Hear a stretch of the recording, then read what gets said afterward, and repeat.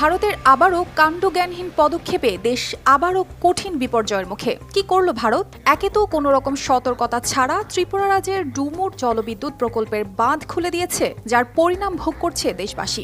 এখন আবার এই ভয়াবহ পরিস্থিতির মাঝে ফারাক্কা বাঁধের ১০৯টি দরজা খুলে দিয়েছে ভারত। জানা যায়, বিহার ও ঝাড়খণ্ড রাজ্যে বন্যা ও পানির চাপ বৃদ্ধি পাওয়ায় ২৬ অগস্ট সোমবার এই বাঁধ খুলে দেওয়া হয়েছে।